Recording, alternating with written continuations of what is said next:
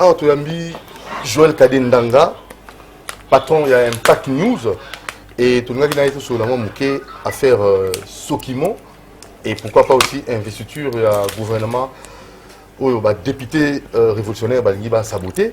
Il va nous éclairer là-dessus. Mais là, tu vas accélérer le roman, il y a Willy Bakonga, qui va arrêter dans la Brazzaville. Tu as maintenant, moi, est-ce que l'initiative un avocat, en fait, structure mon avocat, ça la marche monnaie le vendredi, donc demain, on a reçu un abattement sur l'État, audit, il y a gouvernement Samba, et non, gouvernement Ilukamba. Donc on est à l'initiative, il y a maître Kalolo, il y a Joël Kadé. Boni, papa, ça fait longtemps. Hein? Bon, ça fait longtemps que l'on singa na musala, va suspendre ngai. On a yona moron jambe, mais ce qui n'a émission, c'est pour vous dire que Nassina Limbisi. Merci beaucoup. Nassina Limbisi. Mais bon, peut-être qu'à occasion na ba ennemi nanga pour basala mabe. Mais mabe na bango et yelinga esengo ebele, bomengo ebele. Gloire à Dieu. Kala mingi te so itobimela na ko biso eloko ni na komi komanda lelo ko banda samedi donc Nzambe apamboli ngai na mabe bango basalaki ngai Nzambe ayokeli nga ma pansinga pizoli et j'ai béni le Seigneur pour ça et on a émission là.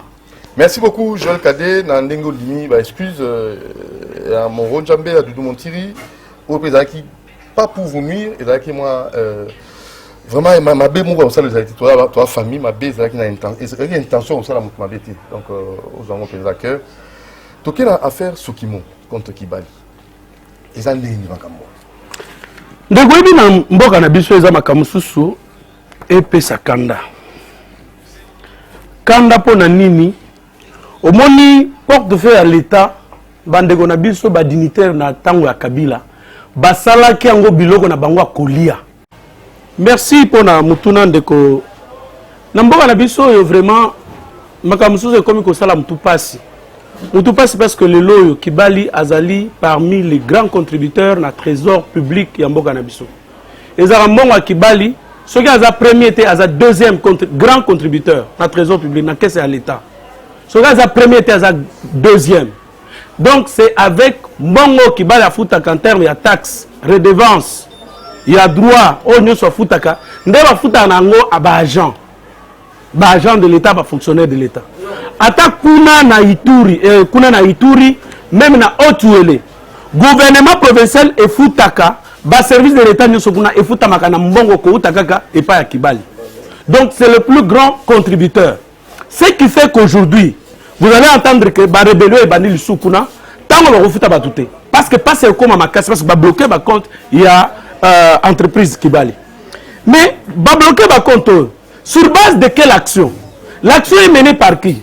Ce n'est pas DG AI à Kibali, monsieur Mpela, qui mène l'action, mais Augustin Mpela, mais qui mène l'action? C'est monsieur Droma Doa Ferdinand qui donne mandat à cet avocat, maître Eti Kuba Mbalani, pour rester Kibali en justice. Lui est directeur du département. Aza membre du comité de gestion. Mais c'est lui pendant l'intérim de 2 jours qui lui a été accordé. Et d'ailleurs, il faut même savoir si réellement cette procuration, il avait faite pendant l'intérim, ça risque encore d'être trouvé comme un usage de faux et faux. Mais qui est cet homme? C'est comme on dit, le criminel revient toujours au lieu du crime. Tozan à 2009. 2009, Anglo Gold Ashanti na Rand Gold Baye na Congo pour na cause action na niveau ya société Sokimo. L'État congolais, ministre ya portefeuille nani Mama Mabunda. Kaka Mabunda na biso yemoko. Oeza PV, il y a procès verbal. Basalaki, le Mukolongo, pour le partage des actions au sein de l'entreprise Kibali Gold Mines. Le revient au lieu du crime. Tala. Dans la question, Maman Mabunda Ye, ministre du portefeuille. Yam to signé à transmettre Niniona Anglo Gold Ashanti et puis na Ram Gold Resources. Deux entreprises basanganaki na Sokimo Basala Kibali Gold Mines SPRL. Mais Tala tu vas participer à la réunion ango. Va participer à la réunion, va partager combien il y a d'action. Tala Oyo, Azali administrateur, Ezanan, ADG, PCA, Eza, M. Yvon Ntsuka. ADG, Willy Bafoa, paix à son âme. ADG, ce n'est pas mon problème. Mais Tala, administrateur, premier administrateur, Batouba Panza Sokimo, comment est nani? M. Ferdinand Droma Dowa. Kaka Yemoko apesi avocat. Kaka Yemoko apesi avocat pour amener. Bazwa Kimbongo wana balié. Bami partager jeton de présence. Bazwa Mongo balié à l'époque. Mongo nyonso bapesi ba agent bapesi bangote. Pas de porte bapesi ba agent parce que pas de porte ezaka. Gouvernement est 50%. Entreprise pour les agents est 50%. Bazu bambongo nyonso na balié. Sokimo alobi bakomi na suka balobi non. Denge Rand Gold azana mbongo belé. Tozo kaka na 30% parce que c'était que Rand Gold azaki na 35% je crois. Anglo Gold Ashanti c'est 35. Siko bae côté que là Rand Gold les actions il y a l'état etikala qui 30%. Ndé dans ce procès verbal. Bazi 30% nous sommes batekeli Rand Gold. Rand Gold à lobby ndenge docteur Marc Busto. Alingagate na baction na entreprise na Afrique, azana Sénégal, azana Mali, azana na Tanzanie awa, azana na Côte d'Ivoire. Alingate une entreprise est la totalement privée. Ngaba action à l'état est à la nakati. C'est ainsi que à cause moko 10% oyo ya action à sombaki azongiseli yango lisuku Sokimo gratuitement. Ba oyo kaka bango moko ba liembo wana ba agent ba moneli bangote. Sikoyo soki likambo komi ba koki kofuta ba agent. Uli ba fo mon frère paix à son âme. Boyebi abattre la campagne et boyebi le lenge kani na 2006 pose à l'administrateur il y a entreprise locale à Boye, pose à la PDG, pose à la DG, il pose à la membre de parti politique moko. Ndé baza komi partager ba entreprise publique. Donc et bango nyonso ba koma ba administrateur ya ba entreprise wana. Soki kaka manda na bango esili, balongoli bango ba mikomisi ba agent. Osomona muto akoma agent ya Sokimo, muto akoma agent ya ba entreprise on CFPI, akoma agent ya OCC à l'âge de 65 ans. Au moins en Europe. Dès que nous sommes comme ça, ba cadre na ba entreprise wana, ba comme ça ba directeur. A comme directeur a profité le lenge DG là si il était envoyé, c'est depuis le mois de janvier. L'avocat prend les dossiers. Il arrive au tribunal de commerce de Kinshasa, Gombe. Il dépose la requête. On n'invite même pas Kibali pour venir répondre, qu'on entende sa version de fait. On n'invite pas Sokimo pour savoir si ce mandat est valablement établi par celui qui devrait le faire. Ça veut dire le président du conseil d'administration ou le directeur général. Mais c'est l'intérimaire de l'intérimaire. C'est lui-même là qui avait participé au saccage de Sokimo. C'est lui-là qui avait même participé à la destruction de Sokimo. C'est lui-là même qui avait été à la convention, lorsqu'on a signé la convention où Sokimo devrait avoir 30%. Et les 30%, lesquels 30%, on avait décidé même de les vendre. Et il sait que ces 10%, il roule, il trompe les agents aujourd'hui, il trompe les amis de Haut-Ouélé aujourd'hui, parce que Bayebi vérité. Voilà un peu la manière dont on a ces gens. Mais le tribunal prend le dossier. Dans 48 heures, même au pénal, Doudou Motiri, mais dans 48 heures, directement, saisi des comptes de Kibali. Donc, moyen Kibali a fait exacté sur base d'infos, sur base d'un document qui n'existe pas, donc d'un document établi par quelqu'un qui n'est pas habilité. Les compétences sont d'attribution en droit. Donc, vous ne pouvez pas, vous n'avez pas ces attributions-là, vous donnez ces... Et puis, qui donne ça? C'est ce qui énerve, mon cher ami. Mais nous ça passe Yangwana. Et le tribunal directement est saisi. Ce qu'on est là. Bakofuta Bajan Dengenini. Or, Kibali, Azaka Yemutu, Azak grand contributeur na trésor, je l'ai dit tantôt, na Otuele, donc Bakofuta Batute, et il y aura des crises. Donc voilà un peu les gens qui sont là pour détruire l'image du président de la République. Joël Kadé. Oui. Oui, j'aimerais. Nangai pour ça, la société Nyosoyo, minière, tout ça, est-ce que Sokimo, Kibali, Banani Oyo va travailler d'abord, trésor public, Bazo, Chambon, ça c'est pas un problème, pour l'intérêt de la population autochtone. Mon cher, Kibali a commencé en 2009, Nazaki, na Otuele, na Doko. Je vous dis que c'était une brousse. Bazaki kuna bazaki 20 000 personnes, âmes. Mais le lot qui na Doko d'Urba, c'est plus de 500 000 personnes. Ba station, ba banque, ba biloko ebele, ba construire kamunene ya ba agent, plus de 1000 agents.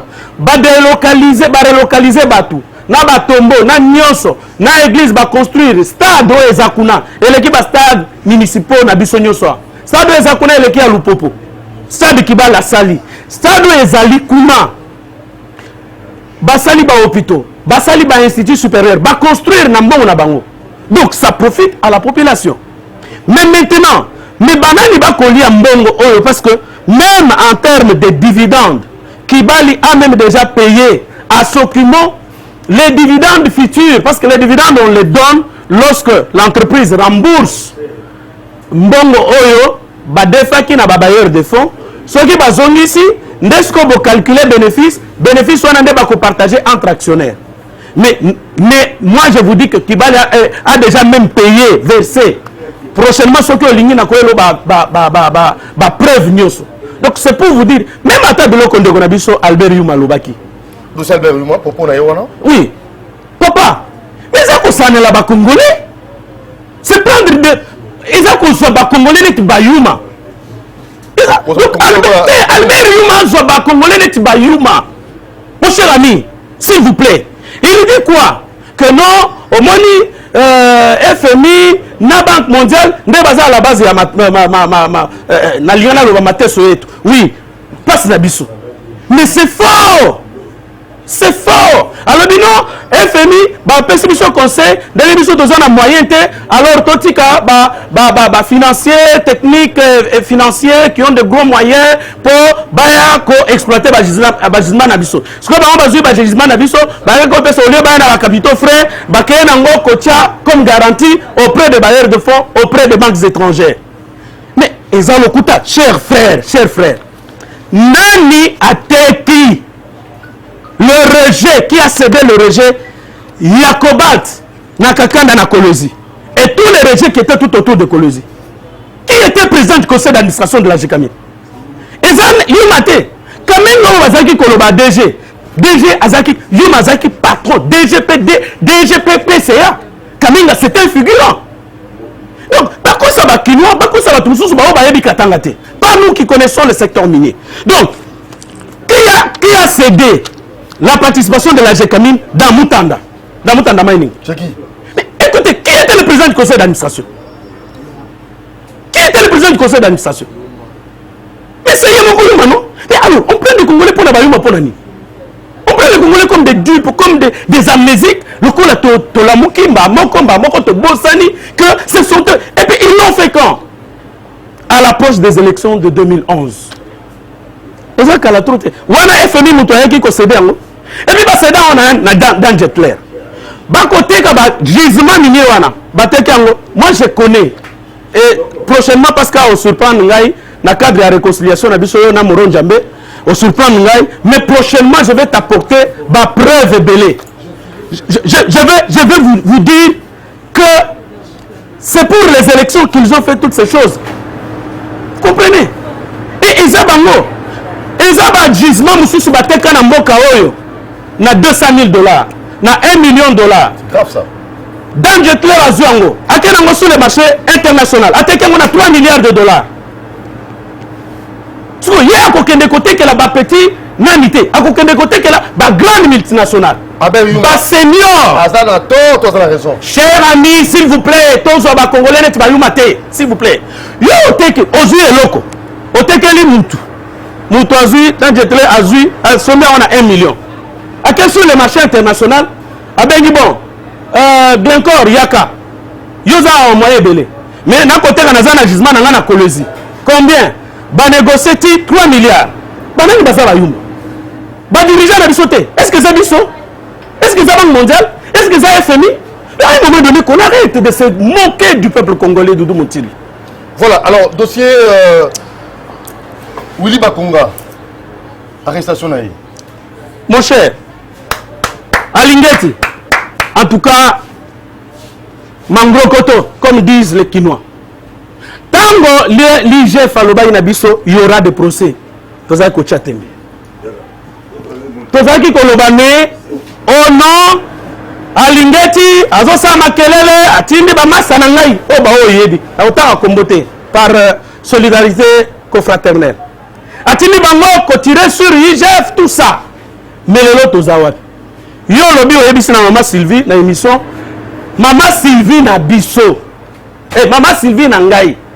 Okoki koyiba mbongo ya molakisite oya komona pasi ola la pongi.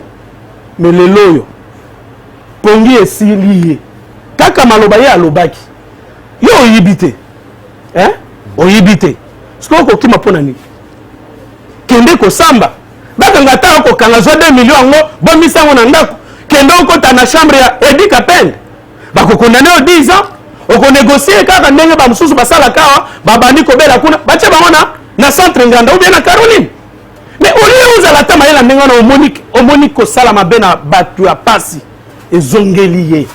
Ok, Kaboun Nalobaki, il faut battre pour la nager. Est-ce que c'est vrai ou faux? Au monument na mobali wana azaka prophète na mboka oyo. Eza eloko moko te Kabunda saloba ekokisa mate. Kabunda lobaki mokolo bango ba kolongola ngai. Na oki batu moko bazoloba oh non on va me destituer, on va me déchoir. Mais mokolo ba kolongola nga ba ko déchoir ngai. C'est le jour où le soleil va s'arrêter sur l'Assemblée nationale. Et depuis que Kabunda a été déchu, jusqu'au départ de Mabunda, le soleil s'est arrêté. Le soleil s'est arrêté. Et Alobaki, bon m'y préparer pour la nager. Ballon à nager. Est-ce qu'il y aura Potosukisa, investiture et un gouvernement saboté par ma députée, député pétitionnaire, ma députée révolutionnaire? Bon, ma député révolutionnaire est un égoïsme. Et puis est à un certain niveau, un niveau d'idiotie, excusez-moi le mot. Parce que député à Kokendena, Assemblée nationale, Kosala, Nini. Député à Koyan, Assemblée nationale, pour légiférer, Kosala Balois, pour contrôler le gouvernement. Député à Yé, na Assemblée nationale, n'est-ce pas, pour Azala nommé DG, Azala nommé ministre. Ils allaient qu'on sa population. Ils allaient qu'on tromper biso parce que boye n'a qu'un de kuna qu'on représenter bino pour qu'on contrôler le gouvernement, pour qu'on légiférer. Combien de lois basi basali? Depuis Mabunda Zawana 2 ans to le kisiawa.